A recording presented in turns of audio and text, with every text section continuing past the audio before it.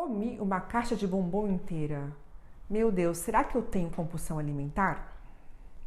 Muitas pessoas já passaram por isso. Comeram algo muito gostoso e às vezes acabaram exagerando na quantidade. O chocolate é um clássico, porque principalmente as mulheres gostam muito de doces e às vezes a pessoa compra uma quantidade maior ou ganha e fala, vou comer só um e acaba comendo tudo ou quase tudo, mais do que deveria comer, pensando que são alimentos altamente ricos em energia e principalmente para quem está tentando emagrecer ou já teve mais peso antes, está tentando manter o peso perdido, acaba sendo um fator que atrapalha esse processo, principalmente quando isso acontece de maneira mais frequente. Mas será isso compulsão alimentar, quando a gente come um pacote de batata frita inteiro ou aquela pipoca com manteiga do cinema inteira e a gente queria não ter comido tudo? Pois bem, nem sempre isso é compulsão alimentar, porque esses alimentos, eles realmente são alimentos que geram muito prazer, né? Eles estimulam áreas do nosso cérebro de muito prazer e recompensa, liberam a famosa dopamina e dificultam a gente conseguir controlar a quantidade, porque eles acabam fazendo a gente às vezes até ter mais vontade de comer mais do que se saciar. O uso em excesso desses alimentos com frequência pode até atrapalhar nossa percepção de fome e saciedade.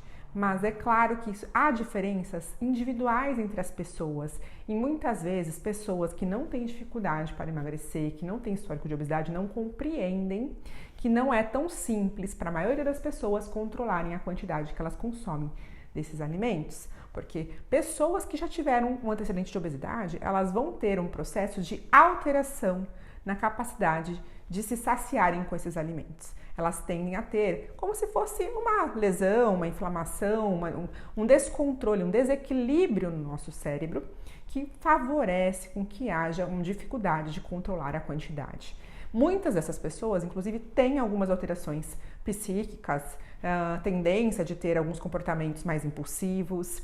São pessoas que já têm uma dificuldade para conseguir liberar substâncias do prazer, então elas precisam de uma quantidade maior para isso acontecer. E quando a gente tem um antecedente de obesidade, isso se agrava.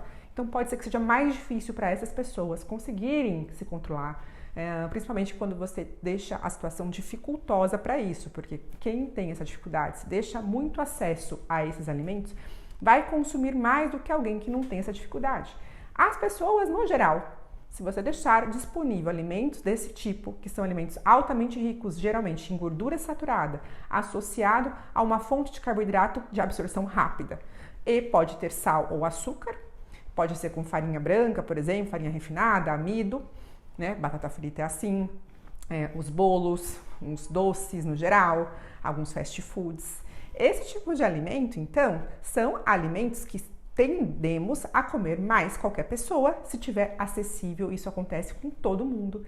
A diferença vai ser na proporção. Para pessoas que têm menos tendência, pode ser que seja mais fácil delas controlarem. Acontece que a compulsão, então, ela vai ter uma tendência de você ter um comer meio descontrolado. Você pode ter episódios que parecem uma compulsão associados a alimentos muito gostosos, seja por ocasiões especiais, que isso pode acontecer também, ou por uma situação assim. Mas isso não significa que você tem um transtorno de compulsão alimentar. Porque o transtorno de compulsão alimentar, ele ocorre quando a gente come uma grande quantidade de alimentos de fato. Com frequência isso acaba acontecendo, são episódios que essa pessoa come muita quantidade, rapidamente, então num curto período de tempo, e não depende de ser um chocolate ou não. Pode ser um alimento que nem seja tão bom assim, nem seja tão saudável, tão gostoso assim, seja um alimento mais, às vezes nem agradável, que a pessoa nem goste tanto do sabor, mas como ela está com esse transtorno, tudo que tiver ali disponível ela vai comer em grandes quantidades. E depois disso, ela tem um grande sofrimento associado a isso. Isso começa a prejudicar a vida dela. Ela vai ter um comprometimento de qualidade de vida.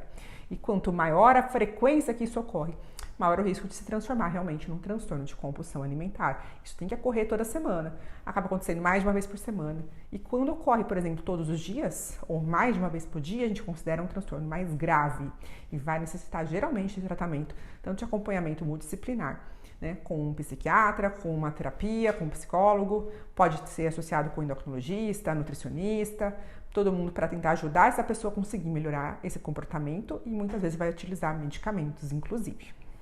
Nos casos mais leves, às vezes mudanças comportamentais, terapia também pode ser útil, muitas vezes pode ser que não seja necessário medicamentos, mas estratégias, mudanças alimentares, mudança no nosso comportamento e para a gente conseguir evitar que ocorram esses episódios, certo? Assim, então, um transtorno de compulsão alimentar, ele é menos comum do que esse comer descontrolado. E não quer dizer que o comer descontrolado não possa nos prejudicar e dificultar o tratamento da obesidade. Então, não significa que a gente não tenha que tentar melhorar esse comportamento, mas é só entender que se isso acontecer uma vez ou outra na sua vida, não significa que você tenha um problema real. E se não estiver repercutindo negativamente na sua saúde, também não significa que tenha que fazer algum tratamento específico para isso.